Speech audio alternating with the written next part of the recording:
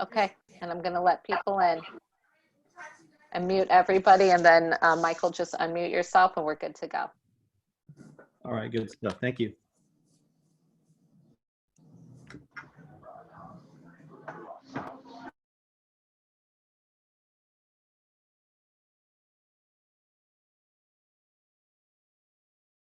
Hey, Harry, this is Mike Wong.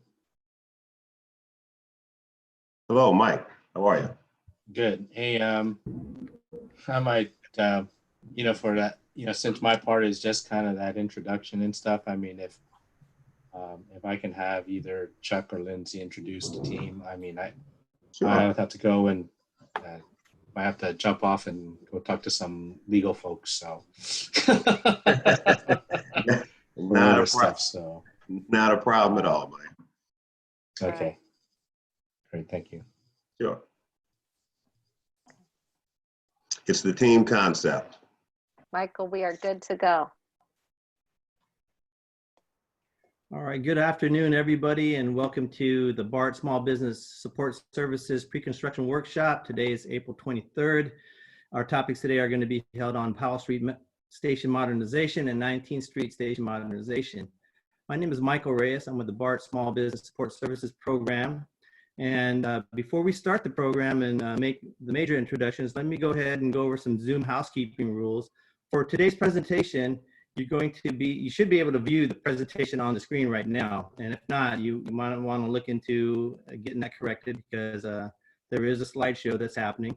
Additionally, let's go over the controls. For the most part, BART will have controls of the muting, the video, etc., invitations, managing the participants, etc. However, what you will have control of or ability to implement is the chat function, and that's going to be very useful should you have any questions or comments during the course of this presentation. Those will be addressed at the end during the Q&A session, but be sure to utilize this tool as we call a parking lot to post your comments. All right, and with that being said, I'm going to hand this over to my colleague, Mr. Javier Pruitt-Hill, our program administrator for the SBSS program.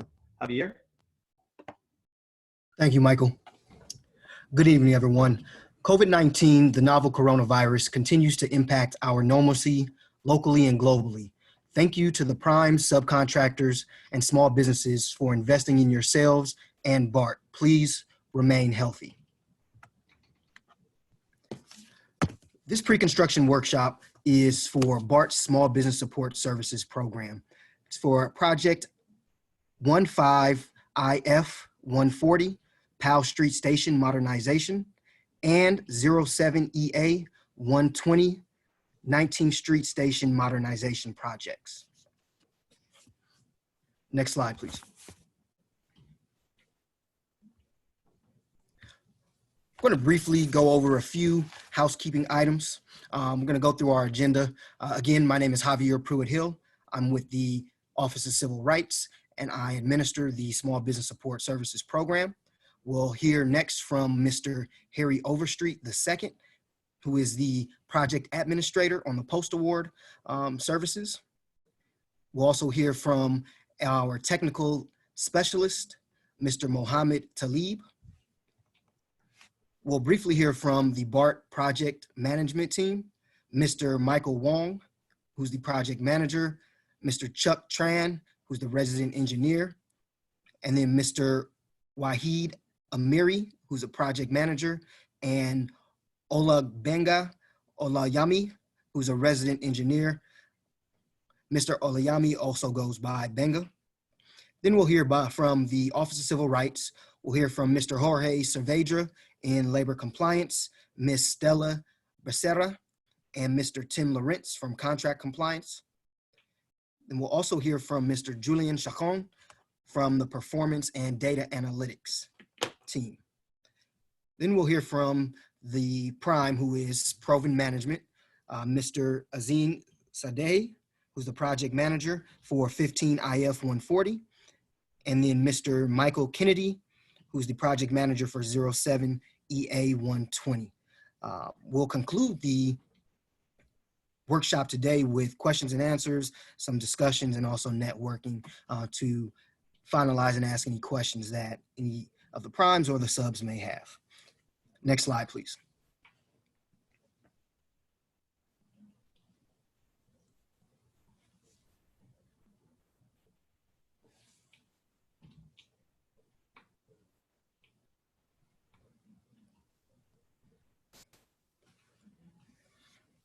The purpose of the Small Business Support Services Program is to increase the number of small businesses winning BART construction contracts as primes and as subs, and to increase the success rate for small businesses currently working on BART projects. It's important to note that the SBSS program is 100% free of charge to small businesses and does not impact the project manager's budget. Next slide, please. There are two components to the SBSS program. We have the pre-award and the post-award. Both components of the program will provide technical assistance to small businesses, supporting their success in winning BART contracts, and for those small businesses currently working on BART contracts.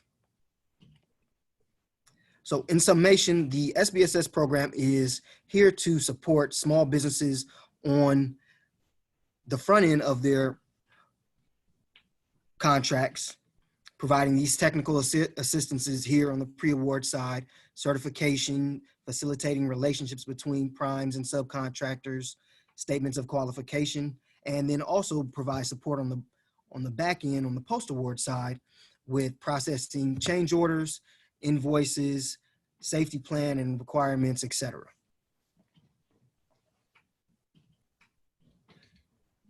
Next slide, please.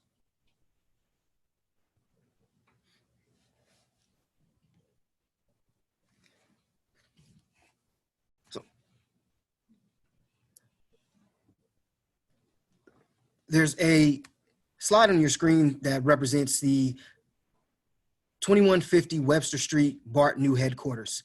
We wanted to provide kind of an advertisement and a heads up to those sub-consultants and primes who are participating today. BART is moving into a new facility, and the current RFQ is on the street. And if you have any additional questions, please let us know. You see here some of the different trade packages.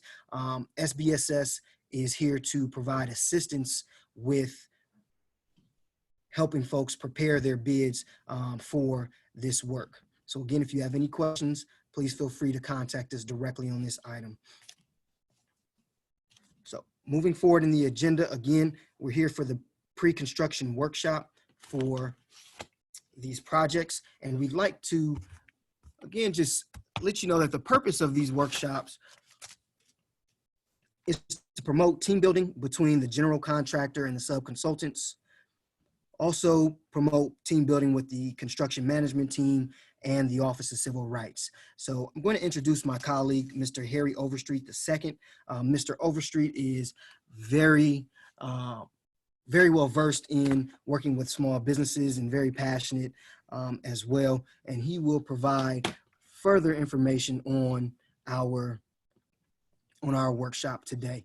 And here is some key contact information for the SBSS program team. Harry?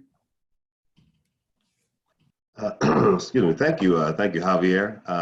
And good afternoon to everybody. I want to thank you for taking the time to come out and join in with us for this pre-construction workshop.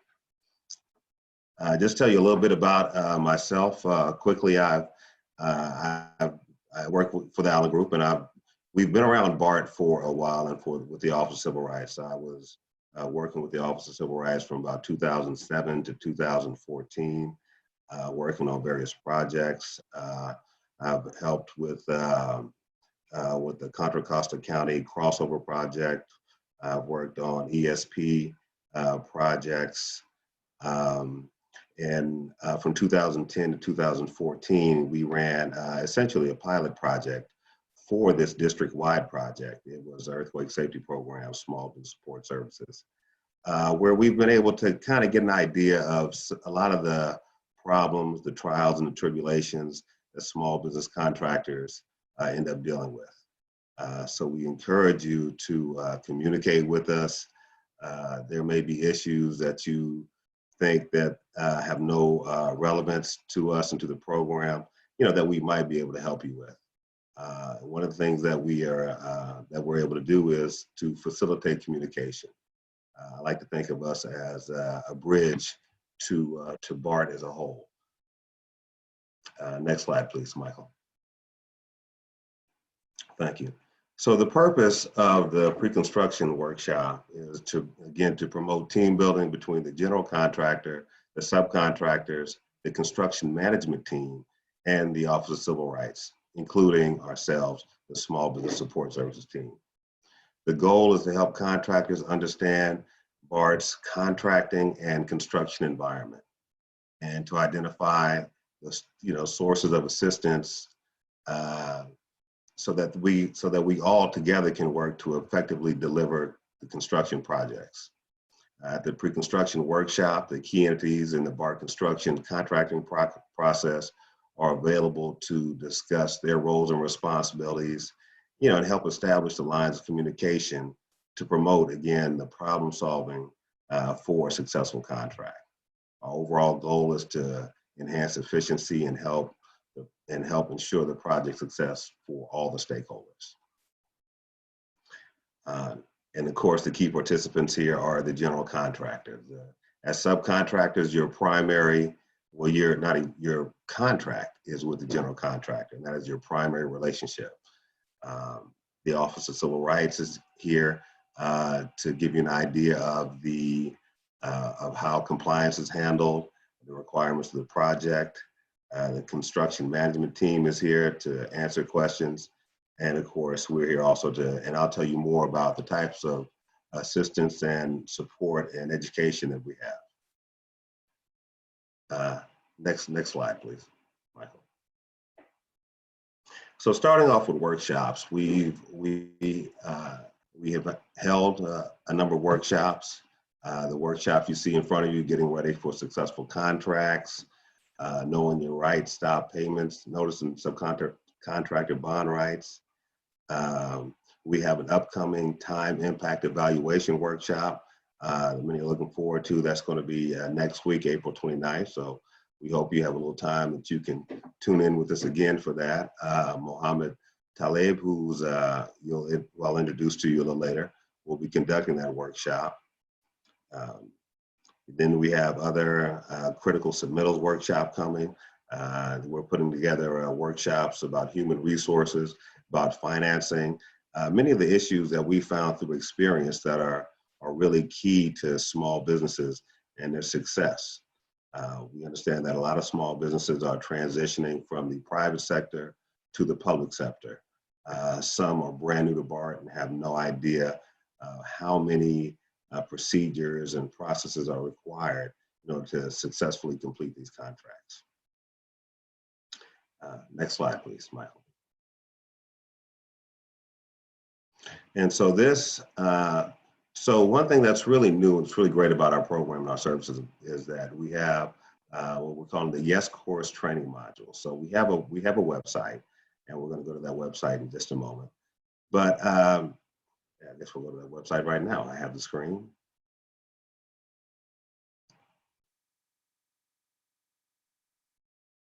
Okay, so this is the Small Business Support Services training website. And so once into this website, you can log in, and it will take you to various webinars and courses that we've offered. For instance, this webinar that we're doing right now is being recorded and will be contained in this on the webpage. I've already logged in, so there's my login. So I can take you, for instance, to this webinar, and you'll see there are a number of webinars that we've given already information about. The 2150 Webster Street. If you're interested in pursuing additional work on the BART headquarters, you can come to our website, click the link, get information. There's information about financing, financial assistance. We'll go back, let's see, to And of course, there's also a webinar from a different construction project. But I mean, if you'd like to see that, I mean, of course, it's available for you to see also. Another really good workshop that we had was one on knowing your rights, stop notices, bond claims, and so forth. We were fortunate to have a representative of BART's legal team to give that workshop for us. There is Jose Ramiro Salazar, BART senior attorney. What's really special about this is one of the few times that members of BART's legal is able to tell you exactly where you stand in your relationship with BART, with the general contractor.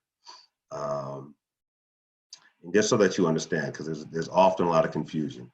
And so that we found that is just good information in general for helping everybody. Because, of course, BART wants you to succeed. BART wants, needless to say, their projects to be successful. But, the small business survival and success is of paramount importance to BART, and thus why we're here and giving this information. In addition to that, there's a webinar about getting started, and this is a great one for for first-time subcontractors, because it'll take you through and show you and talk to you about and we're going through the process with the website. There's a couple of steps, and then you can get to videos from, we have representatives of procurement to talk about doing business with BART in the portal.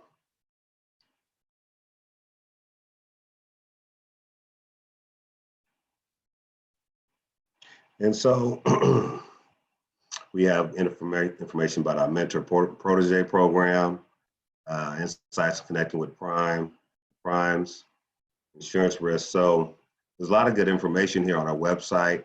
The website will continue to grow as we give more webinars. So we're happy to have that up on site, and we hope that you'll take the time and and find some good information that's helpful to you as you move forward and with your BART work. I'm going to give the screen back to you, Michael.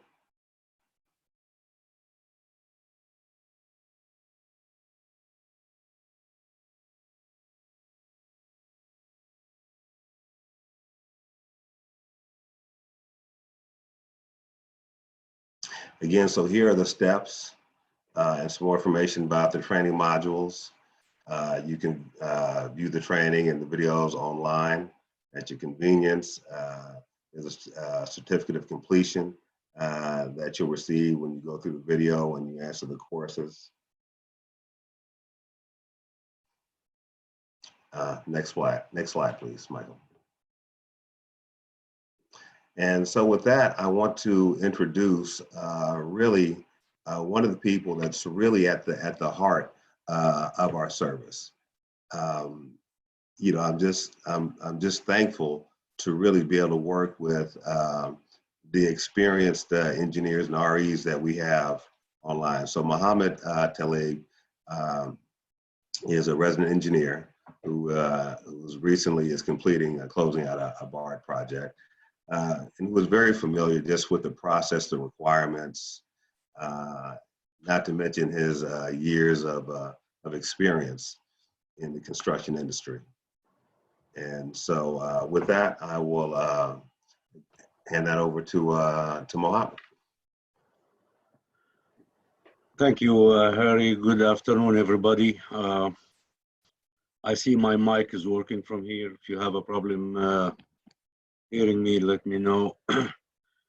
My name is Mohammed Talib. I am the resident engineer on an earthquake safety program that is currently ongoing, and in fact, it's almost over. We're closing it out.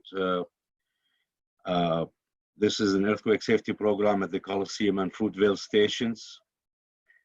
This is one of the last two, I think, ESP programs that have started in the early 2000s. I have been in the engineering profession for over 27 years, working regionally across the state of California and in some parts of the world, Middle East, North Africa, and Europe. 20 of the 27 years are in the United States, 5 of these 20 years directly with BART. Started with BART as a lead inspector when I was working for AECOM. And then I have been an RE now for a little over 2 years. I decided to take part in this effort as a little payback to the industry. I have learned a lot. I have had the pleasure of working in great organizations. I keep learning. I never stop learning, and I am, and this is also a moral effort that I would like to give to small businesses and be in a position to offer unconditional support and help as and when needed, on an as and when needed basis. My role is primarily to answer questions, provide information on how to deal with a variety of contract and contractual issues during the course of the project after the award. In particular, I would like to talk about planning the work and preparing schedule of values or submitting schedule, the invoicing procedures, requests for information, change orders and change notices, certified payroll submissions, baseline schedules, health and safety plans, definition of some very important terms in terms of field work, such as the operating envelope and what it takes to be able to work in this operating envelope. We will get to this as we progress.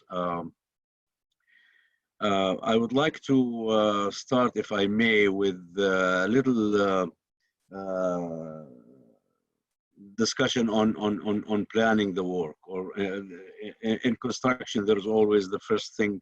It's a fundamental and a challenging activity when you are managing the execution of your construction project. Construction planning is it involves many choices: the definition of work tasks, the choice of technology, the estimate of the required estimates of required resources and durations for the tasks that the contractor is supposed or is proposing to or is contracted to work. In addition to identification of interactions with stakeholders, other BART forces in case of a BART project. All of these have to fall in the development of a construction plan and to be able to assist or to enable the project team to better manage the construction project and perform efficiently. Efficiency is a very valuable term, and contractor efficiency can play a big role in completing work. If you have the right resources, the right team, the right equipment, if you know what you have to do and you plan ahead, that is very, very efficient. To form a construction plan, as I mentioned, as mentioned in the slide, you begin with the result. You start to develop a train of events and explain it to your people who are involved in the project, your engineers, your office engineers, your foreman, your superintendent. Even if you don't have that big staff, it is always a good idea to list your describe the train of events to be able to understand what steps need to be taken to reach or to arrive at that result. There will be arguments, there will be misunderstandings, but at the end, a comprehensive and an observable result, sorry, a comprehensive teamwork or efficient teamwork will provide an observable result. The planner, for example, must imagine the final facility as described in the plans and the specifications. How do I want the project to match what is required? So a construction plan must be developed, and emphasis will be on either cost control or schedule control. During that time of determining if it's schedule control or cost control, if it's a cost control, for example, there are provisions in the contract which tell you, the contractor, what you can charge, what you need to consider, especially in case if there is a change order, for example. You need to make sure that you have covered all your costs, direct and indirect.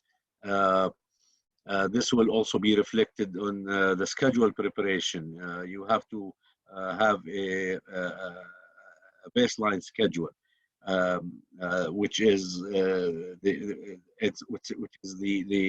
it's a project management document. It's a project document that is usually or should be created before the start of any project. It shows the execution strategy, the key project deliverables, the activity plan, the dates of these activities, when you expect to start, when you expect to finish. There is always a way that you can, as a contractor, propose an accelerated schedule, for example. If you believe that the project, which is what I'm having in my project at present, my completion date was supposed to be January 20 of 2021, which is in about 8-9 months. The contractor finished the work 11 months in advance. He submitted an accelerated schedule, which was reviewed and approved because we believed that he had the enough resource, the necessary resources to perform the work. However, if you say that my project is supposed to end in January of 2021 and I'm proposing to finish it in May of 2020, and due to circumstances that are due to change order situations, if for any reason your accelerated date is not met and you cannot finish your project in May, but you will definitely finish it in August. There are direct cost support, direct support costs that are involved that you have to account for and make sure that you agree with the client on these costs before you start billing, because there will be, this is a gray area. The contract documents do not clearly show what other direct cost support, direct support costs that can be added to the to your bill. So a very important thing during the planning of your accelerated schedule, you have to account for any possible extension, because you cannot claim for delay. You have a huge float. You're supposed to finish in January, you're finishing now in May. That's 7 or 8 months ahead of time. These 8 months are float. You can not claim any, and the client will reject any claims for delay. But the client may consider including additional direct support costs, which led you to extend your workforce's presence and your schedule by these 3 months. Instead of finishing in May, you finished in August. So this is very important during the, it's very important to consider during your plan, your updated or accelerated schedule, and during the negotiation of the change order costs or the cost proposals that you submit to the engineer for review and approval or negotiation or discussion. So this is a very wide issue. It doesn't take a webinar to cover it all. I am just here to explain or give a brief description of what this is, and I will be more than happy to expand on this on a separate event or during a meeting or a phone call. I am more than happy to receive phone calls. My phone is right next to me all the time. If I'm not enjoying this business, I wouldn't be saying, please call me whenever you want, you know. So I am available, and I will do everything in my capacity to provide the help and assistance or answering any questions at any time. One term that I always wanted to make sure that we all understand, especially my team, my construction management team, inspectors, office engineers, even my project administrator, because when we discuss terminologies that are very familiar to BART people, they may not be familiar to newcomers, people who are doing this for the first time. On my very first project, I didn't know what an operating envelope was. I was too close to in areas where I shouldn't be standing, and I did not know what distance I need to maintain, or where I need a site-specific work plan, or where I need a general or a global plan. The operating envelope requires an access permit or a track allocation, or notifying BART of your intention to work in this envelope. The operating envelope is basically all areas within BART transit vehicle movements. Wherever there is a train that moves, it's an envelope. It's an operating envelope, including shops, yards, stations, platforms. So the idea of having a site-specific work plan is mandatory to understand. Otherwise, you will never be able to get to work on a specific activity within a certain location. The contract document talks in great detail. There are many resources. The BART facility standards, which is the Bible of BART, and is the general conditions of working with BART and on BART structures. It has many details on site-specific work plan. You may not have the time to read. Unfortunately, you need to make the time to read.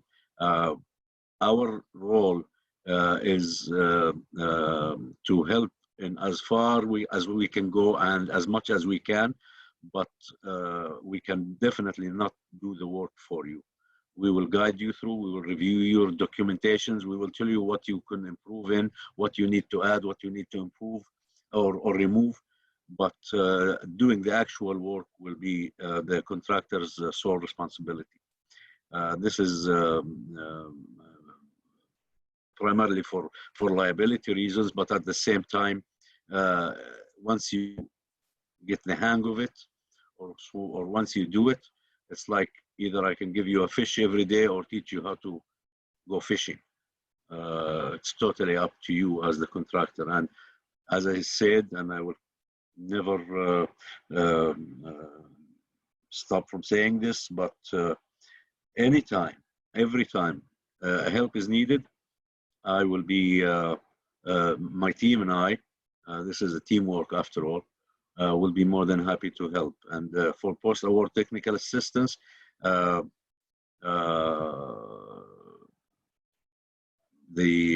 think a very important section to read is section 01-20-00 of the contract documents.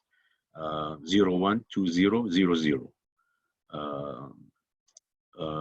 It's a document. It's a section that will talk about schedule of values and how to prepare these schedule of values. The schedule of values are for lump sum contracts only. I have been working on. I worked on two different types of contracts: lump sum and unit price contracts. The lump sum contracts are better for the contractor, where they can freely, or not necessarily freely, but they can, and it's not illegal, there's nothing wrong with it, but I prefer unit price contracts over lump sum contracts, because the schedule of value will, the schedule of value, I have a little a definition that I wrote, or a description of what it is. Basically, it's a document that you break down each of the lump sum items into identifiable segments, and you break down this lump sum. So if you're doing structure excavation, for example, you need to know how you need to break down this excavation and backfilling operation. If you want to use shoring, you have to allow for shoring. But schedule of value is basically for lump sum contracts, and it has to be submitted on a monthly basis to the resident engineer, because he will, or she will determine the portion of the lump sum request is actually representative of the work performed. And it's a requirement as part of the monthly payment application to submit. Very briefly, RFIs, this is of course an acronym for request of information, request for information. It is usually if there is a question or an issue with the interpretation of the contract plans or contract documents in general. If such an explanation or clarification is required, it has to be submitted in a certain form, so that the BART engineer and the other subject matter experts can review it and provide direction. Usually it should end up with a change notice and a subsequently a change order. Another use for this RFI is when you're preparing your as-builts, because an as-built set of plans is supposed to be a requirement, and it is a requirement as part of the project closeout. So the RFI will tell you, you can go to the contract plans and mark the areas or the segments in which or for which an RFI was issued. This will be, if you can do this during the course of the project and update your as-builts regularly, you will not have a problem submitting your as-bills, and they can be reviewed and approved at the end of the project. Another thing is the certified payrolls, which is a very, very important issue, especially for primes and subs, of course. But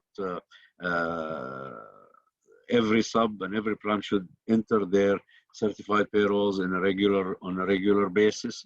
I have been getting countless of emails about overdue or past due CPRs. Some of the certified payrolls are entered incorrectly because most of them are entered manually, and as long as there is human interaction or involvement in this, there is always a possibility for error. This error is usually spotted immediately by the subject matter experts, who are in this case the Office of Civil Rights.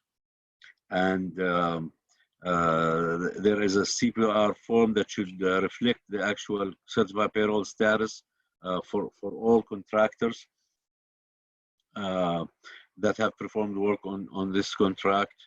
It will confirm that the payroll records or certified payrolls were submitted for the pay period that is being invoiced. It cannot be, if it is submitted beyond a certain date of the month or a day of the month, they may be considered as late and maybe do not reflect the right the correct period. All of these are discussed in great detail in the contract documents. If you have a copy of this presentation, just mark the relevant sections and read about them. If you need any more information or help or assistance, please do not hesitate to let us know. Have I missed anything?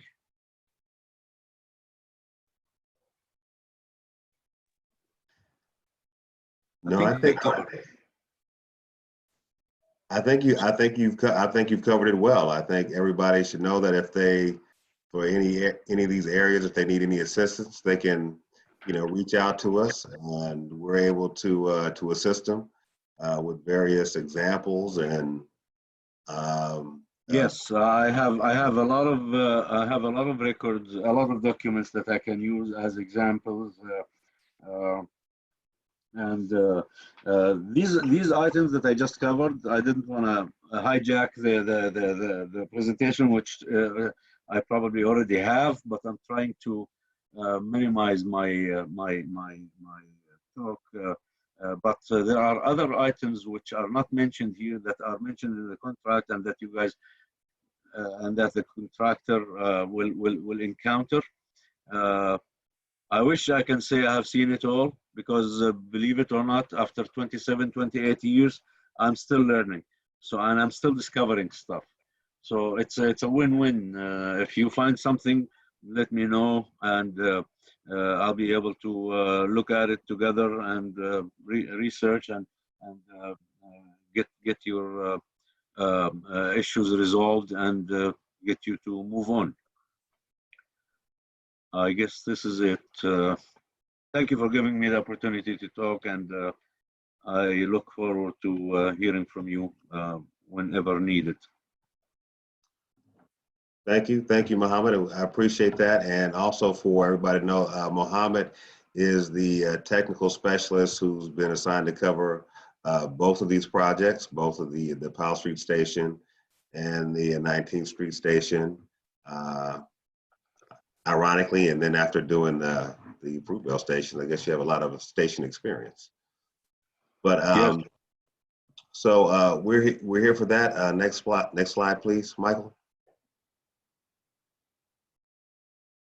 And so with that, I'd like to, of course, thanks Mohammed again, and we'll move on. So from the Powell Street Station modernization team is either Chuck or I guess Lindsay available, or Mike Wong might be here. I'm not Yeah, sure. I'm still here. So I'm Mike Wong, the project manager for BART on the Powell Street Station modernization.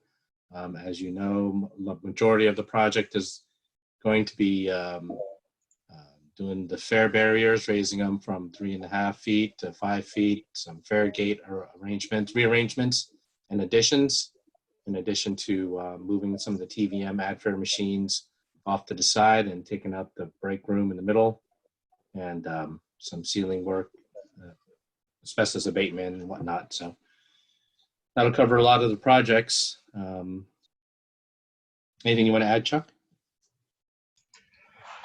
So basically, I'm the resident engineer. Hang on. Okay, I'm the resident engineer for the Powell Street Station modernization project, and I have been with BART for many years, starting with ESP project with land engineering and ecom, and Mohammed Talab used to work for me. So hi, Mohammed. So I'm going to be the RE and working so far. I've been pretty well with Proven, and I've been successful in trying to help Proven as much as we can to get the job moving. I know that you have a lot of subcontractor to deal with, and some of them do not have one experience. So we try to do our best to help out, not only just Proven, also the subcontractor to successfully deliver this project on time, safe, and under budget. And I'm pretty sure we can do so. Thank you.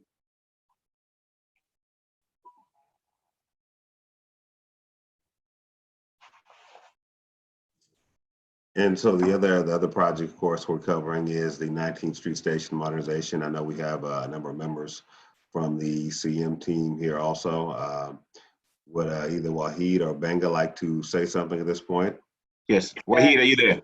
Yeah, I'm there. I can start and then maybe you can just jump in. So good afternoon, everyone. My name is Wahid Amiri. I am the BART project manager for 19th Street. As many of you know online that are participating and contributing to the construction, first of all, thank you very much. As you guys know, NTP was issued back in October 21st of 2019. So we have PMI and various crews out there right now doing a good job of, putting their contribution to modernizing the 19th Street Station. As we start off this project, given the vicinity and how much ridership we had before COVID-19, now that's a whole different story, but before COVID-19, as you guys know, it was a very, very active, busy station. Everyone at BART headquarters used that station, so it's a very visible project. Milestone number one that was established was to actually renovate and open up the public restrooms that have been closed for many, many years. And I think, if I'm not mistaken, our project will be the first one actually to renovate and open up these public restrooms for the district. So it's going to be a huge issue, and hopefully we'll, with the COVID-19 behind us by then, in January of 2021, we'll hopefully have a very nice grand opening, and we'll publicize it greatly that this is the first public restrooms that are opened up within the district. And that'll be a good publicity with substantial completion, hopefully sometime in April of 2022. And again, given the COVID impact, we'll see. We're playing it by ear as we go. Roughly, there's really the goal and purpose of this project, as you guys know, it's on a very, very high level. It's to expand the station capacity and access. And then it's also enhancing safety and security. And then last but not least, fix and modernize. So going back to expanding the station capacity, what do we do, right? So that means we're going to be reconfiguring the 3 paid areas. If you guys are familiar with the station right now, it's really segregated into 3 paid areas. And there's these steel railings that kind of separate the paid from the free area. We're going to make that as a whole, where we're going to reconfigure so it's a one nice long continuous paid area. One of the issues, as you guys know, the district has been very challenged with fare evasion, right? So we have an elevator on the south end right now that, unfortunately it gives access through all the levels, but it's within the free area. So some patrons have thought that, hey, this is the free ride, or the way to get a free ride. So through this project, as part of the security enhancement is going to help us because we're going to rearrange the fare gates and connect that loose end so that that elevator existing coming from the concourse to the various platform levels is actually within the paid area, and also that increases security. So not just anyone coming into our infrastructure can get in there without having to pay or be a valid patron, right? The next thing also, the north end of it, as you guys know, the area that the north, well, where I say north is the Broadway 20th Street side exit. There's a new elevator that's coming in. There's also a new fare gate array that's coming in, the new station agent booth that we're constructing as well. That'll be shifted a little bit to accommodate the new elevators going in from the concourse down to the various levels, right? And as part of that, to obviously promote mobility past our trains, we are looking into expanding the bicycle infrastructure. We're adding new bicycle channels, and Monday coordinated with PMI Doug, so we're actually removing some of the existing ones to accommodate for future or new infrastructure. Okay, so that rolls up into expand station capacity and access. Going down to the next high item that I told you guys about a few minutes ago, enhancing safety and security. And just like the Powell Street modernization project, I think the theme here with the district now is to go with the 5-foot high barrier, glass barrier. It's going to be where you guys are noticing right now, the railing right now, it's going to be all glass. It's architectural, it's beautiful, it has this render in between it. It's robust, structurally sound, so you guys will be able to see, the public will be able to see that, and they'll appreciate it because it gives more of a destination and more pleasantly looking than just rails. The existing concourse to platform areas will again mention that there's going to be a new elevator going on the north end. And one of the other, good features that we're implementing, or you guys are helping us implement as part of this renovation and modernization project, is the LEDs. I know Cupertino Electric and Red Dipper are out there right now contributing to that effort, where we are looking to become more energy efficient with LED lights, panels, whether which in the stairwells or throughout the concourse or platform levels, in addition to having a state-of-the-art, energy efficient and code compliant lighting controller. Last but not least, going to fix and modernize. We are, as I mentioned, as milestone number 1, opening up the public restroom, which will be the first one in our modernization program to do. So it's going to be a huge milestone for us. Hopefully exciting times once this COVID environment is behind us. Everyone will be out there to enjoy it. And either Doug or myself or Benga will be the first ones to use the bathroom. So I'm telling you guys that right now, we'll be using the bathrooms first. So long story short, there's also some other repair throughout the station terrazzo that we're doing. Minor brick, because we do have some architectural features in the station, the characteristics of how it was built back in the days. We do want to retain that for historical purposes, and that's by renovating and fixing up missing and broken glazed blue bricks throughout the station as well, in addition, as I mentioned, to the terrazzo work. So for the sake of time, that gives you guys an idea of all of the work and what the 19th Street modernization is about. With that, I'm going to hand it over to Benga and see if he has anything else he wants to add.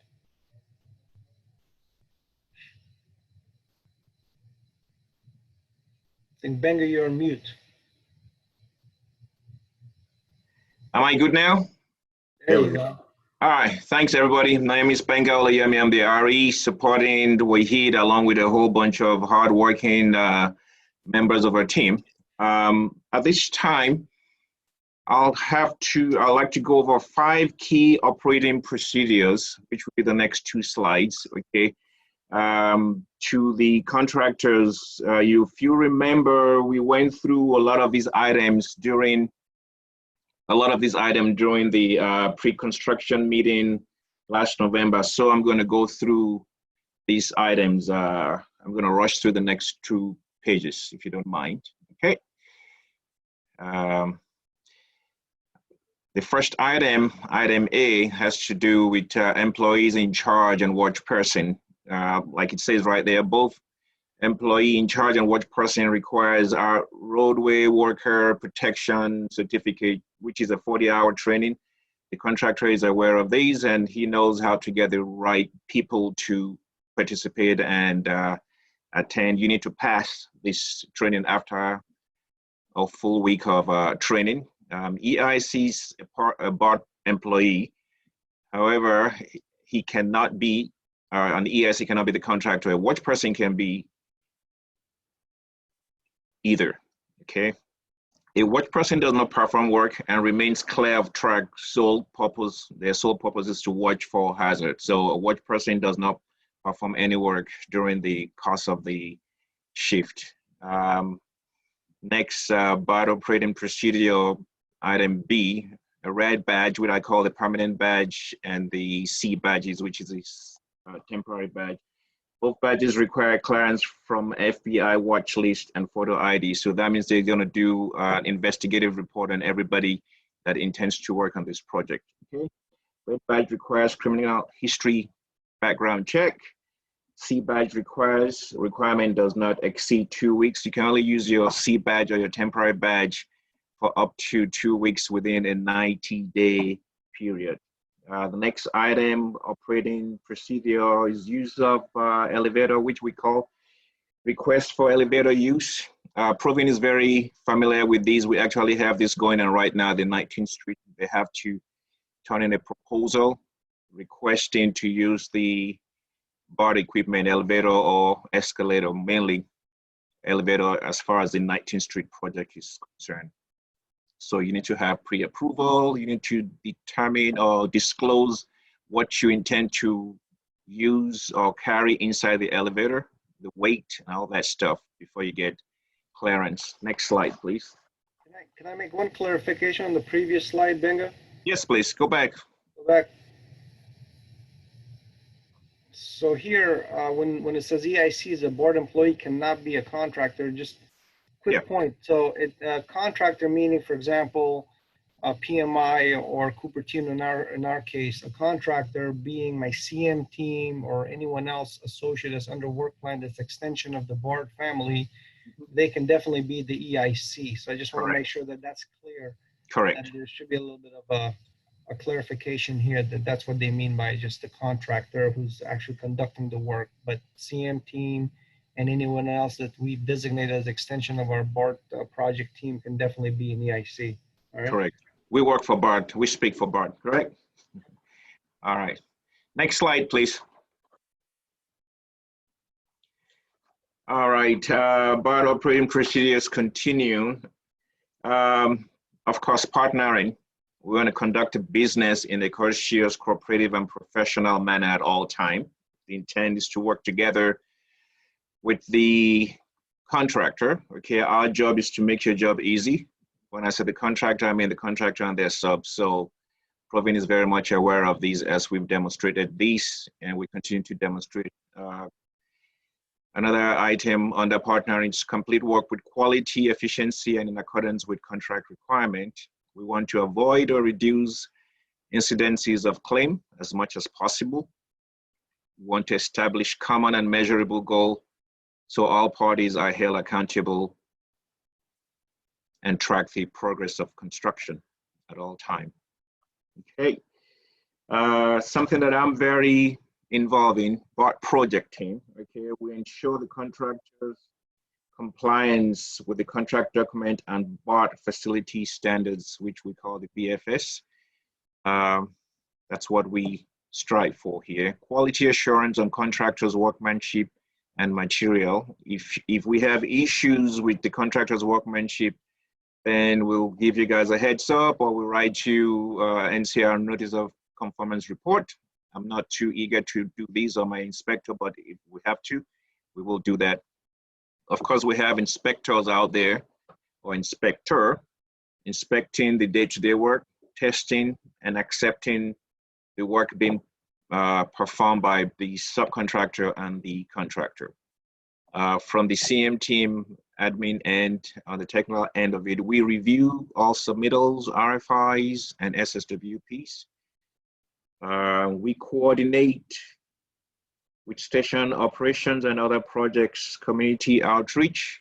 As part of the community outreach, there's a department within BART that comes participate during the weekly progress meeting, and they give us their information, because at all time, we want to make sure that they are aware with any changes or changes that's about to happen in the near future, so they can post these out or send out flyers or postals so everybody's aware, or the ridership, they're aware of what's about to happen or that could potentially impact them or disrupt them while they're out there at the station. Part of what the BART project team does: system safety, security, and access. Schedule control and analysis. We review the contractor schedule with them. We make our comments. We review jointly. And if it makes sense, we'll approve it. If we need them to make some changes, we'll go over it with them, make some suggestions, and they go back and revise it. Of course, everybody wants to get paid. Process of payment. So Provin is very much aware of this, and I'm sure on both projects. So I think by the 26th of each month, the intent is for the contractor to give us their draft pay app, which of course we'll review with them, go over their schedule of values, and if everything is agreement, they can go ahead, we'll sign off on it, and they'll go ahead and make the formal transmittal or submittal to BART accounts payable, and with intent of being paid 30 days from when the progress payment is formally submitted to BART AP. Every project, I think we're going to be involved. We're going to have change management. We're going to have changes. So change management and resolution, as the contract says, at any time, the owner, in this case BART, can increase or add change or scope to the project. So by so doing, we'll issue a change notice to the contractor for either a cost proposal, or we tell them to proceed with the work on not to exceed amount, and we track that. And we track that on first account purpose or TNM first account on a daily basis. Okay. Process of payment, change management. Okay, and change management. Am I missing everything? Change management and resolution. So once the change notice is issued to the contractor, it becomes a change order at some point in time. Okay, and that's when the contractor can actually bill on that change directive. All right. The last item is punch list and closeout. I think for this project, we're still ways away from that, okay? But at every milestone, every key phases, the contractor will advise the resident engineer that they've completed this work, substantially completed. The district can come and punch it out, and we can take partial occupancy of an area, or they can take full occupancy if the full area is ready, and the district can take use of the area and use it for its intended function. Any questions so far?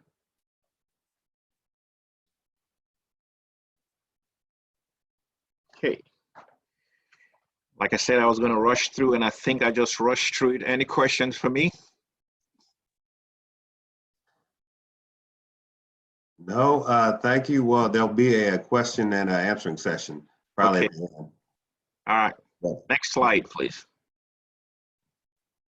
At this time, I'll turn over to Jorge Saavedra from Labor Compliance Unit. Jorge, how are you today? Very well. Thank you very much, Benga. Hello, I'm here with BART's Labor Compliance Unit, and our unit monitors compliance with a variety of labor standards requirements that apply, that are both statutory and contractual on BART projects. But we are primarily focused on seeing that workers who are on BART projects receive prevailing wages when those are required. Next slide, please. As the awarding body, BART is responsible for administering this project and making sure that as stewards of public funds, these are used appropriately, and that in public works, our contractors are in compliance with all laws. In this particular project, we also have a Project Stabilization Agreement that applies not just for both of these projects. I mean, in addition to the 15LK-120A, that is an error there, but that project's also covered. If you have any questions about that, we can talk about that later.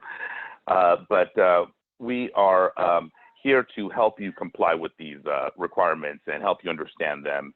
And the Labor Compliance Unit both works in terms of monitoring your compliance and potentially requiring that you basically sending this matter over to the state of California and having them do some sort of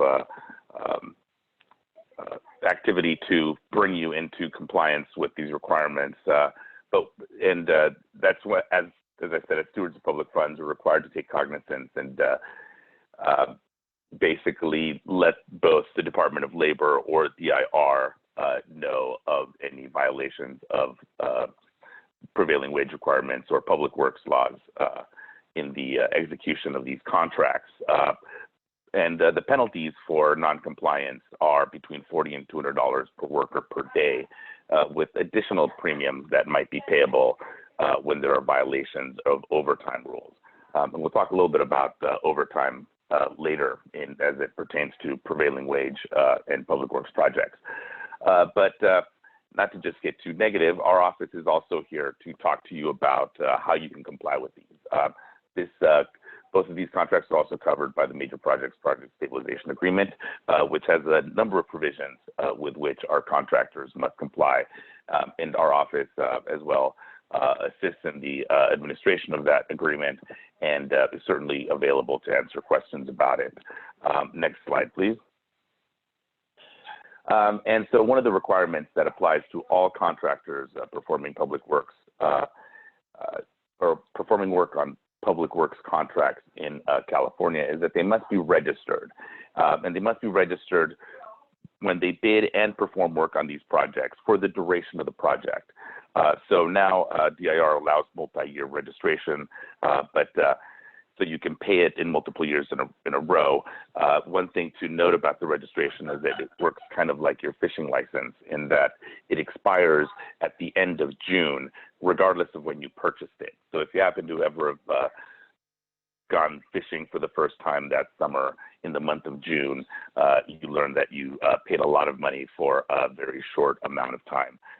Same thing goes here with public works, but the penalties for not registering as well as probably fishing without a license are pretty high. So you want to avoid those. And those are several $1,000s for violations of public works registration. So we do check your registration when the contract is awarded, but make sure that it does not lapse during the contract, or you may have yourself an unfortunately expensive surprise.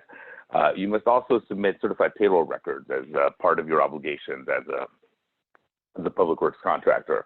And contractors are required to maintain and furnish certified payroll records directly to BART and to the Department of Industrial Relations per regulation. However, because these two projects are covered by a Project Stabilization Agreement, you are not required to submit certified payroll records to DIR on these two projects or other projects that are covered by a Project Stabilization Agreement as defined by the state of California. So you should take a look at those exemptions if before you stop submitting, but there is that exemption there. And if you are familiar with it, then feel free to use it. That goes for any exemption that you find in the labor code. I find that unless you understand why you're using or how this exemption applies, you should not use it. That applies to exemptions to any overtime rules, et cetera. Be mindful of those. You're required to pay prevailing wages to all workers employed in the execution of the contract. And this is anybody working on the project. Federal law excludes some functions from payment of prevailing wages, but not California. California, regardless of your position in the company or your skill level, you must be paid the prevailing wage. So even if you're the owner, owner-operator, one-man band, et cetera, independent contractor, whatever happens to apply, you are required to pay prevailing wages to yourself even, and make sure that you can document that you paid yourself the prevailing wages, which comes to the certified payroll records that you are required to file. And so you must be mindful of the hours of work on public works projects. The prevailing wage determinations typically provide for the hours of work that are allowed at the straight time rate. And those are usually 8, but in some crafts, those are different. And in San Francisco, electricians and sheet metal workers in particular have different hours, which could be the requirement to pay overtime after 7 hours and double time after 9. So you should be mindful of those particulars in the wage determinations. And if you have any of those questions about what these are, your obligations are, please let us know, and we'd be happy to try to answer your questions.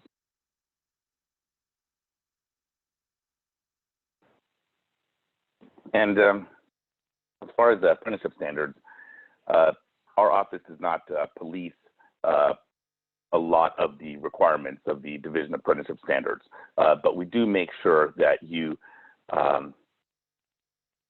need to have a certificate that the person is registered with the State of California's Department of Industrial Relations before paying them the discounted apprenticeship wage.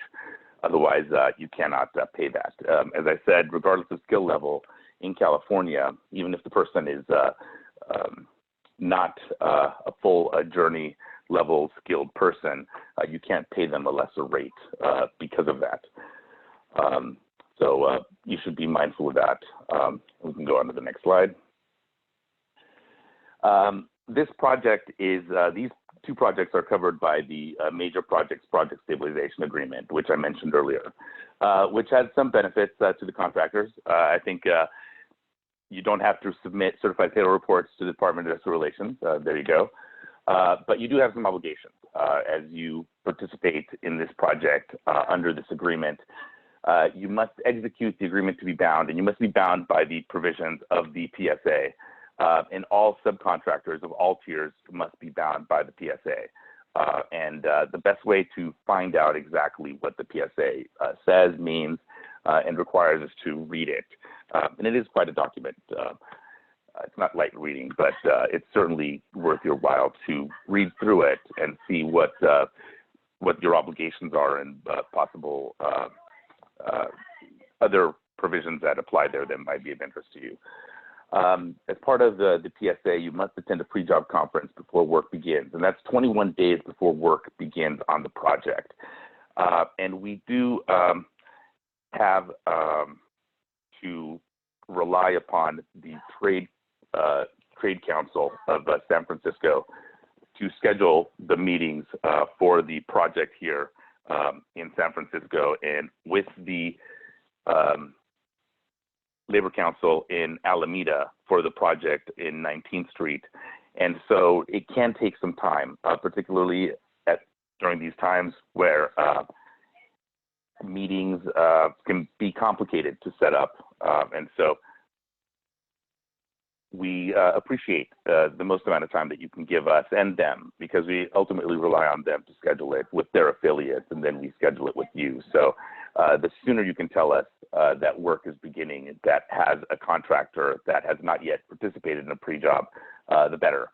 And we ask that you fill out, that you provide the agreement to be bound and the pre-job forms that we require prior to scheduling these pre-jobs, because these forms are required by the affiliates, and often by the Trade Council will request this information first thing when we ask them to meet with them. So we can't meet with them without the forms, and we need the forms before we can meet.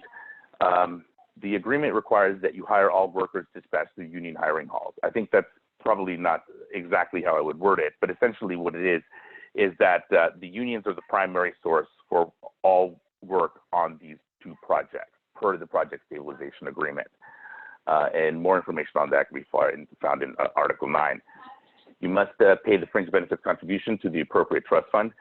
That can get a little bit complicated sometimes on some of these agreements where workers are working on projects that maybe span different counties. On these 2 projects, it's probably fairly straightforward how it works, but for some particular contractors, there may be some questions about how these trust fund issues get sorted out. And if you have any questions, the best source on these is the appropriate trades trust fund.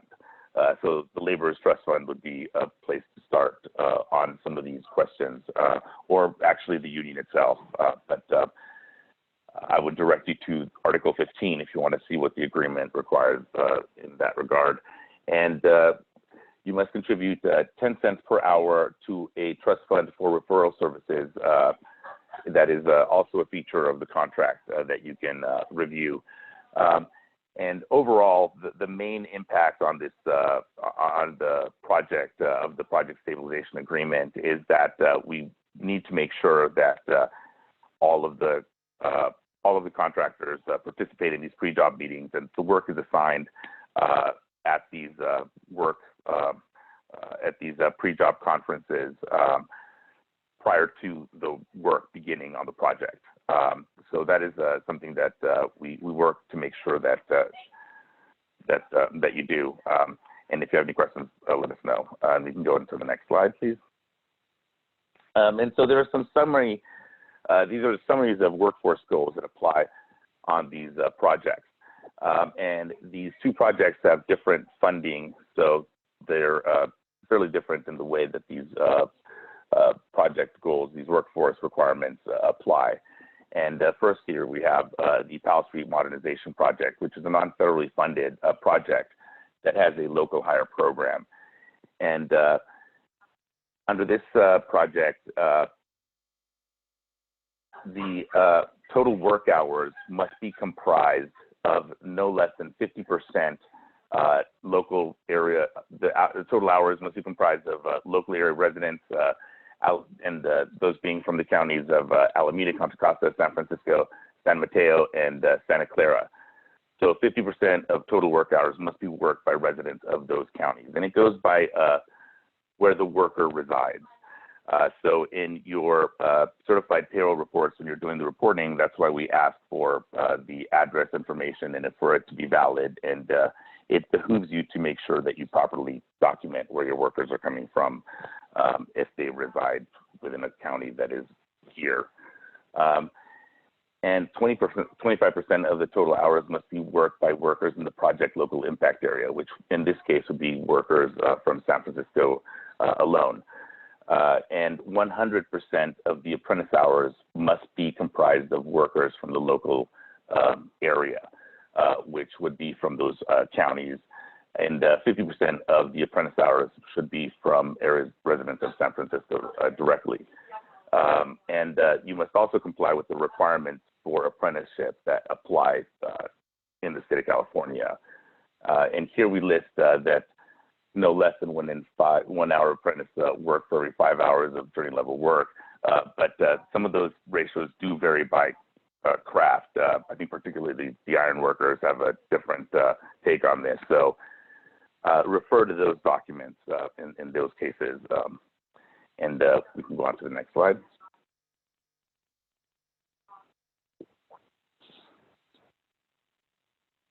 And on the 19th Street modernization project, this is a federally funded project. So there are goals, and the total female participation goal is 6.9%. The total minority participation goal is 25.6%. The national targeted workers should comprise 25% of the apprentice hours, and disadvantaged workers should comprise 10% of the national targeted worker hours, or 10% of the national targeted worker hours should be comprised of disadvantaged workers. And these definitions can be found in the Project Stabilization Agreement, so you can get a better sense of what the national targeted workers and disadvantaged workers are under this agreement. In meeting your goals under this agreement, or trying to meet these goals in the event that you fall short or feel you are falling short, I think it's important to take a look at the good faith efforts documentation requirements that are outlined in the agreement. And those may be helpful in the event that you need to explain to the Joint Administrative Committee, which is the committee that oversees and basically has the authority to act on behalf of the agreement. And it's comprised of both BART and representatives of the trade councils. And so if the Joint Administrative Committee feels that you are out of compliance, they can take some steps to, I guess, remediate that as is within their authority under the agreement. And so with that, I'll hand this off to my colleagues, Stella Becerra and Tim Lorenz from the Contract Compliance Unit of the Office of Civil Rights. Thank you very much. Thanks, Jorge. Good afternoon, everyone. My name is Tim Lorenz with the Contract Compliance Unit, and along with my colleagues, Stella Becerra, we will be talking about how we monitor contracts. And just to say, our unit is 3 people. We work on federal, non-federal, Measure RR contracts, and that our main purpose is that we're dedicated to subcontractors on BART contracts. And so that means during the pre-award process, we try to create as many opportunities as possible for small businesses and disadvantaged businesses, DBEs. And then during the contract itself, we are looking to make sure that small business and DBE subcontractors are treated fairly in the process of the contract. Next slide, please. So as I said, we work on the, hang on. So we work on the DBE program. We have a small business elements component of that. One part of that for small businesses is we have set aside contracts. We call them micro small business entity contracts where only small businesses can bid on them. We have a non-federal small business program which has 2 components, a small business prime preference on smaller contracts and a small business goal or local small business goal on larger contracts. We also have a non-discrimination program for minority and women businesses, which takes place during the bidding process to make sure the bidding process is fair. Next slide, please. And then we monitor contracts. We are looking for mainly three things. We're looking at prompt payment to subcontractors and suppliers. We are looking for how change orders take place and making sure that subcontractors and especially small businesses have an opportunity on change orders. And we are evaluating substitutions and how those are made. So as part of that, those 3 things, sometimes subcontractors will make complaints and we are able to investigate. But we also look at retention to make sure at the end of a contract or during a federal contract at the end of your time working on a contract that you receive the retention that you were due as subcontractors. And then we also help close out contracts. Next slide, please. I'm going to turn it over to my colleague, Stella. Okay, so the Powell Street Station modification project, that's federalized. So the contract 07EA-120 is federalized. We have a system called B2G now that's used for federal, non-federal contracts. So whenever a subcontractor is paid, it's good to go onto that system to confirm the amount of payment that you've received or to contest the amount of payment that was received. And then also, whenever the prime submits their pay app, they have a monthly utilization report attached to it. That tells us how much they paid you. And then it also has supporting documents as to how much work the subcontractor performed and how much payment they should be receiving. And also, the contract compliance unit should receive subcontract agreements or professional service agreements or purchase orders for all subcontractors first tier participating on a contract. Next slide. Again, the prime uses B2G to put in their utilization plan, and all subcontractors that get paid $5,000 or more, if they are if it's a federal contract, all first tier subcontractors need to be added in, no matter the amount, if it's a DBE or SBE firm. If a firm, a subcontractor is getting paid $5,000 or more, they all should be into the B2G Now system. So keep that in mind. You'll get alerts to update the system as each month passes. Again, we look at the monthly utilization report on federal contracts. We look at your subcontract agreements to make sure that 5% retention is being withheld, no more than 5% on a federal contract. And we have to adhere to the supplementary conditions SC 716 that protects DVEs and SBEs.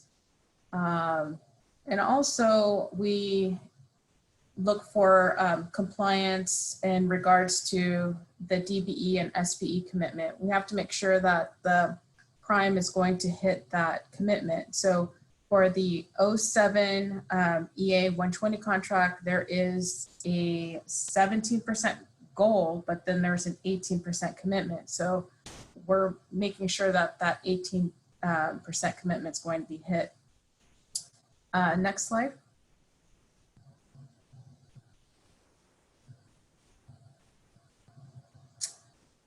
Okay, so prompt payment. All subs should be paid within 7 days. Subcontractors paid within 7 days. And then we ask that you go into B2G Now to confirm your payment once you've been paid. This part's important. So for CCU, our department is contract compliance. If we receive a complaint, it'll come from the RE.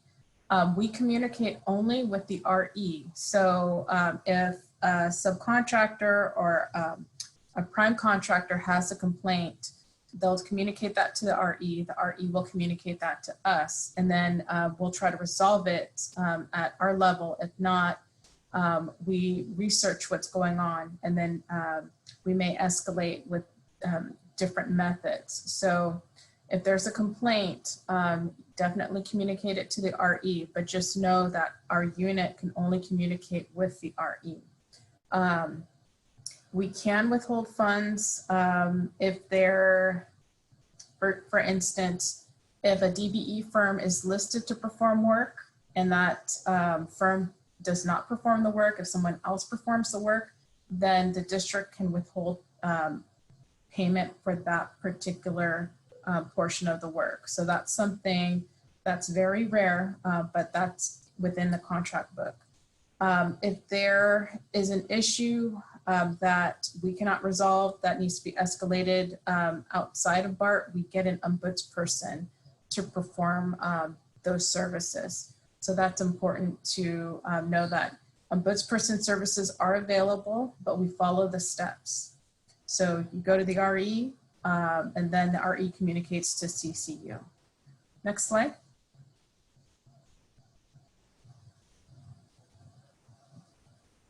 I think that's you, Tim.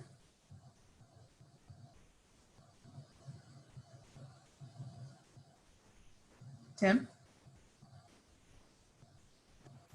Tim, can you unmute yourself, please? Thank you. Yeah, we talk about change orders at an early time. Change orders to look at small business or DBE participation on change orders. And so it, we may, we look to see if there's opportunities for subcontractors to perform on those change orders that the existing subcontractors and existing small businesses and DBEs have the first opportunity to work on that work within a change order. So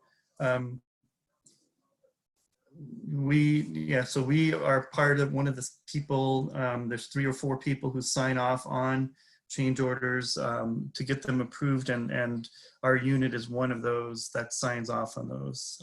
Next slide, please.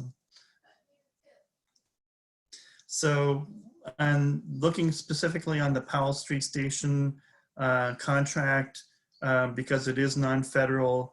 There is an LSB goal on that contract, and so we are looking to make sure that Proven maintains that local small business goal, that commitment throughout the time of the contract. That doesn't mean every single change order will have a local small business participation that is equal to that goal. That's not what we're looking for. We're really looking to make sure that over the course of the whole contract that commitment is maintained. Next slide, please, and back to Stella.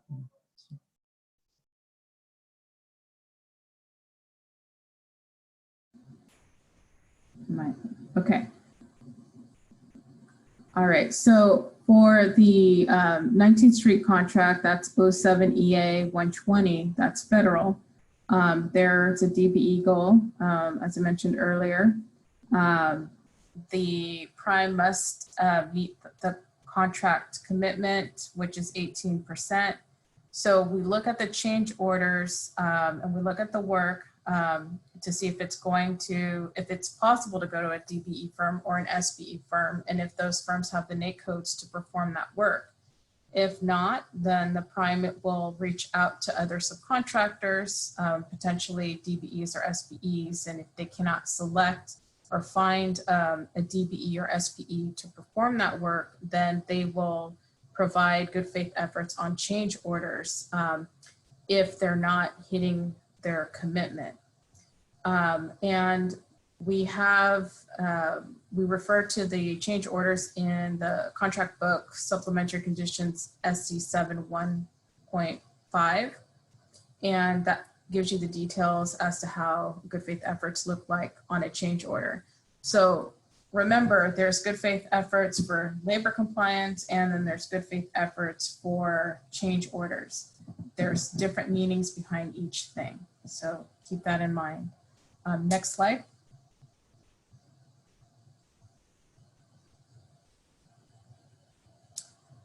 Okay, and again, there's a 17% SBE goal, but an 18% commitment. So we're holding the prime to that commitment. We look at any change orders that a subcontractor can perform, so that extra funds go to that subcontractor if they can perform that work. There's a process for submitting change orders and good faith efforts, and that's what the next bullet point's about, but it's mainly for the prime contractor, just so that subcontractors are aware. If there's a need to solicit DBE firms or SBE firms, a prime will send out an email to about 10 firms in that particular scope of work, and then call those firms, see if they can perform the work. And then if there's no bite of interest from these subcontractors, then the good faith efforts, the documentation that they perform, the emails and the calls will be submitted along with the change order. So that's how good faith efforts works on a change order. Next slide.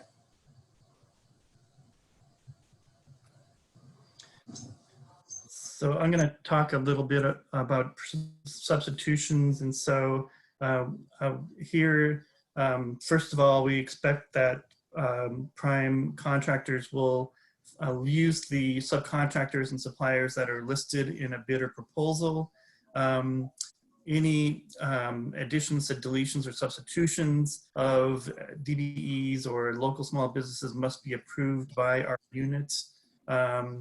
And importantly, those substitutions must follow the California listing law, the Public Construction Contract Code 4107, which lays out 7 or 8 different reasons why a firm can be subcontracted or can be substituted. So we actually follow those really carefully when there is a proposed substitution and make sure that that is followed. So and on the Powell Street, if you are a local small business and they want to substitute you out, another local small business must come in. The same way on 19th Street with a DBE firm must be substituted in, or good faith efforts must be shown. And I just wanted to comment that a lot of what we're talking about seems like it's pretty divisive, that we see the world between prime contractors and subcontractors, and really it's really not 90% of BART's prime contractors really see this as a win-win situation. And so that we really are just have all of these guidelines and regulations as a way to make sure that subcontractors are treated fairly. And almost all the time that is the case. So it's really the exceptions where it gets highlighted, where something may happen that we need to use one of these things that we've talked about as to make sure that that fairness is taking place. So, okay, next slide for Stella here.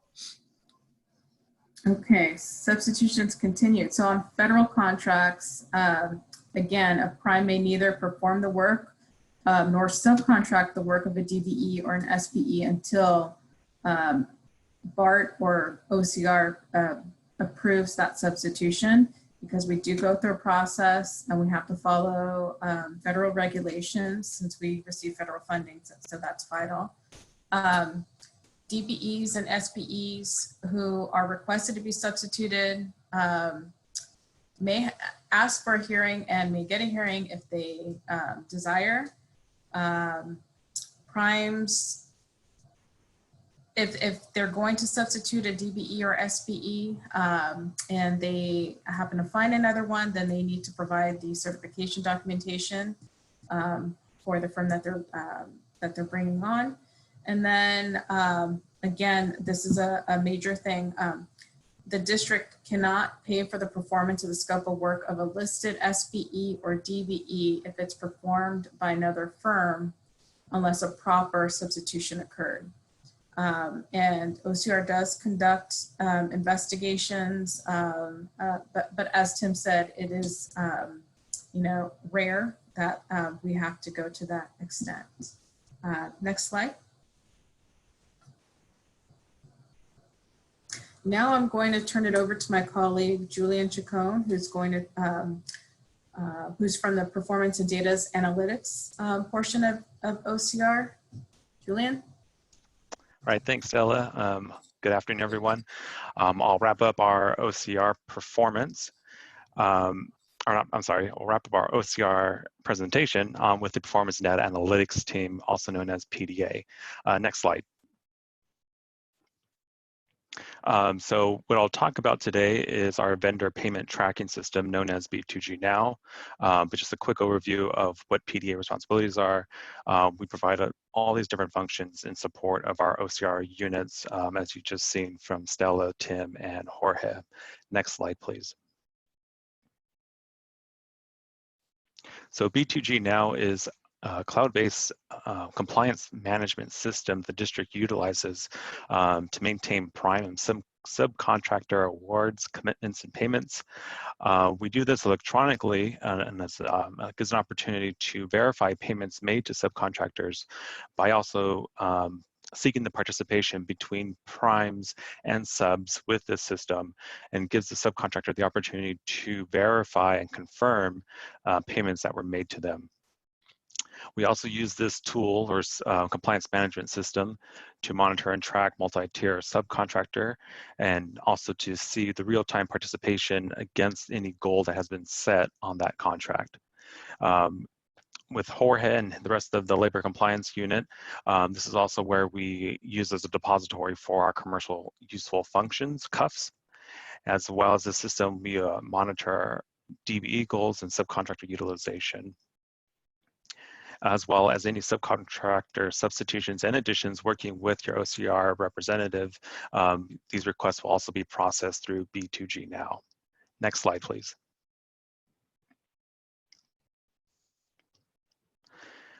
As stated in the supplementary condition, there is a clause that says the prime needs to participate with this system and update it.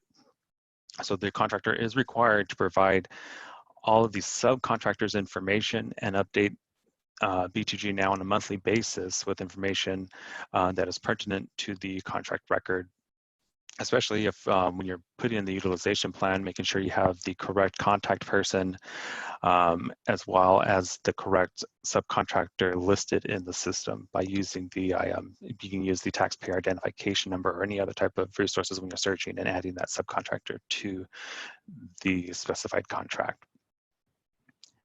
Next slide, please. So to get to B2G now, you can get to it by going to the website suppliers.bart.gov, and right in the middle there'll be a link to this compliance management system. If you already have a B2G Now account, you can go ahead and log in. If you do not, if this is your first time using B2G Now, under account access on the right column, you can look up the information there and then sign up to be able to use B2G Now. Next slide, please. So your OCR representative will send you a utilization plan, which would look similar to what you see on the screen. From here, the prime contractor will need to add in the subcontractors and then designate whether or not that subcontractor is to be included in the goal, as well as list the commitment and any type of the percentage that should go for credit.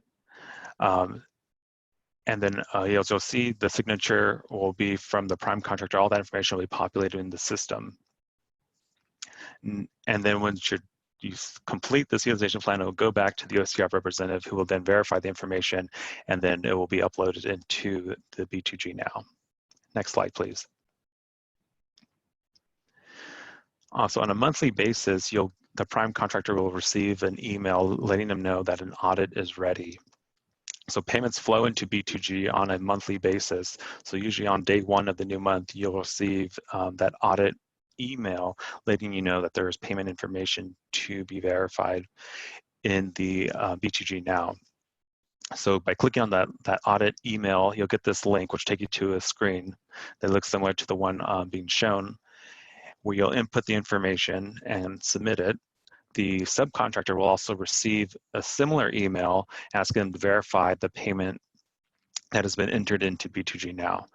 That subcontractor can then either confirm the payment or issue a discrepancy, which will also notify the OCR representative, and then communication between the prime and the subcontractor will ensue to make sure that the discrepancy is resolved. Next slide, please.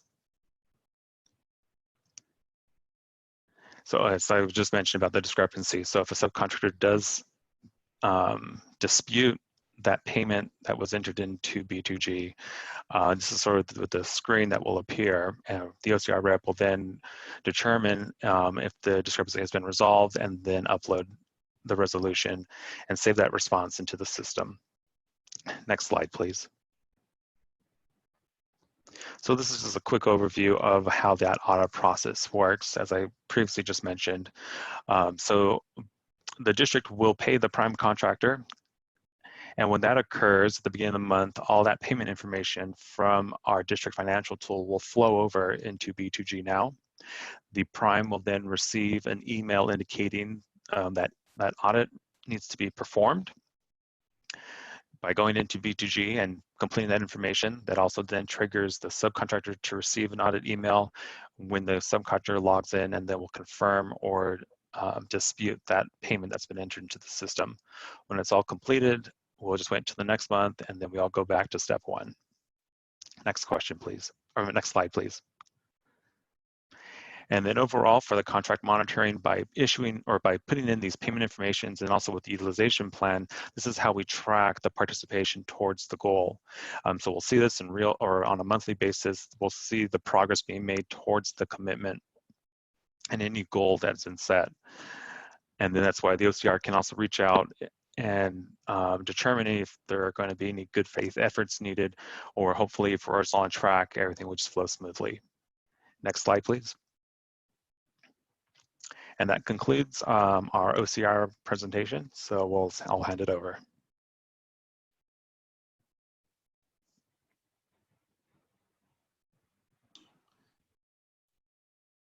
Thank you. Is Azine or Mike Kennedy available from Proven? Hey, Harry, this is Mike Kennedy with Proven. Can you hear me? Yes, I can. I hear you well. Hey, very good. Yeah, I just wanted to do a quick introduction of my team. I know, we've been working with our subcontractors for the last 6 months, so I don't feel like going through the scope of the projects necessarily. I know we've been working with BART a lot over the past 6 months as well. So just for anyone who hasn't met our whole team, my name is Mike Kennedy. I'm going to be the project manager on the project. my contact information's shown. Doug Struther is our superintendent. And then Jay Hong and Ajinkya, who goes by AJ Kawari, is going to be our project engineers on the project.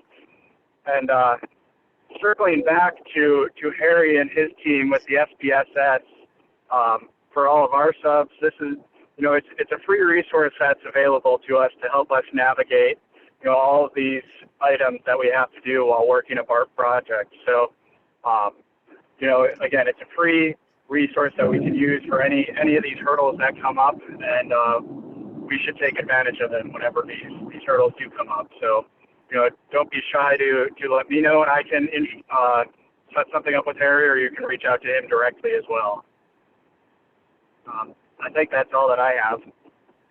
Thank you, Mike. I appreciate that. We appreciate the support and working with the project and working with the subs. So we'll keep you informed when we hear from any of the subs, and if there's anything we can do for you in the project, of course, please let us know, and we'll reach out to the subs directly. Absolutely. Thank you, Harry. Very welcome. And Azine, I believe your slide has come up. Are you with us? Zine had to attend another meeting. This is Eric Landry, the project engineer, as you can see on screen. Okay.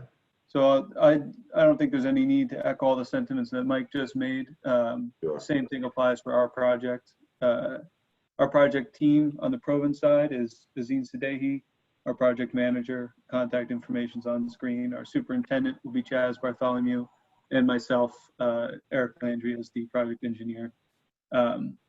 I myself, I'm always available by phone. I hope all of our subs know that and use that as frequently as they can. Available to help at any time with any of these issues.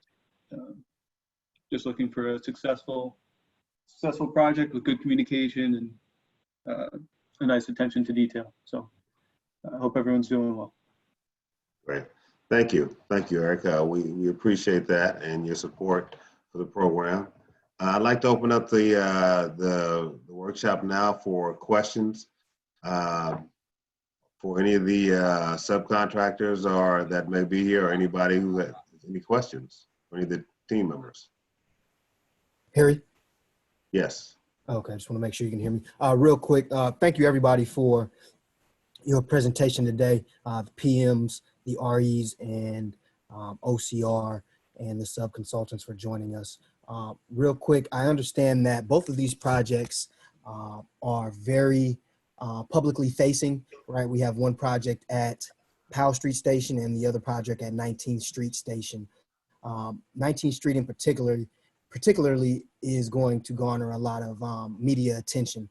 So I would recommend or advise the primes and also the subcontractors, if you are faced with any questions from the media or the public, kindly redirect those questions to the PM, and the PM can coordinate with our BART Government and Communities Relations team. Thank you. Thank you, Javier.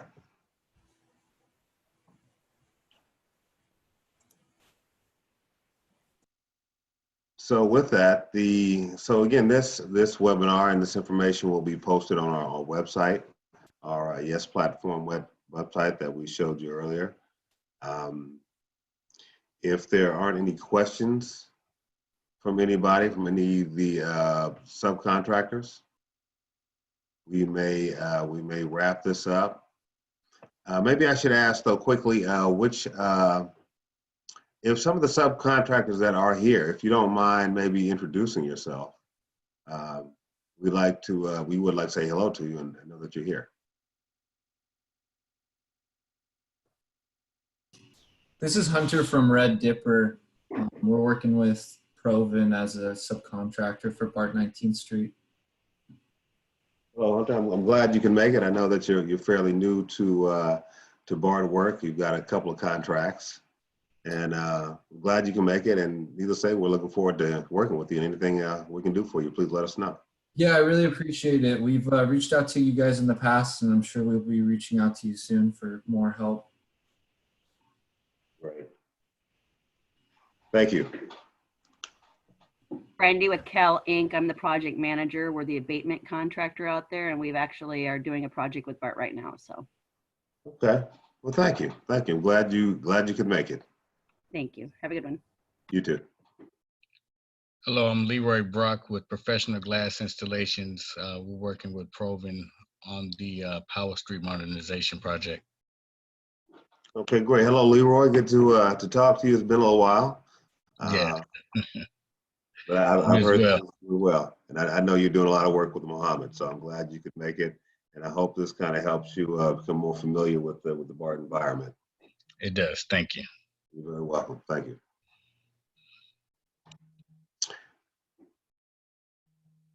Is there anybody else that would like to say something? Yeah. This is Erin. I'm with San Francisco Terrazzo, and we're working with Proven on the 19th Street BART job. So I just wanted to check in, say hey. Okay, well, great. Well, thank you. Glad you can make it. And needless to say, if you have any questions or anything, please feel free to reach out to us, to myself, or to Mohammed. And of course, this information will be available. Fabulous. Thank you.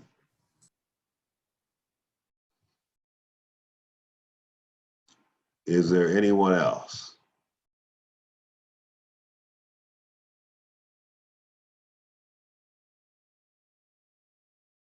Well, I won't call people out. There are a couple other subs that I see listed. I see on the call. But if that's it, I want to thank everybody again for coming out or tuning in, I should say. And again, we're here with Small Business Support Services. Anything we can do for you, please reach out. And have a good afternoon. Stay safe. And we look forward to maybe doing these things in person once again at some point. And with that, I will conclude the meeting. Thank you, everybody. It's been a pleasure. Thank you, everyone. Have a good evening. Stay healthy and safe. Absolutely. Thank you.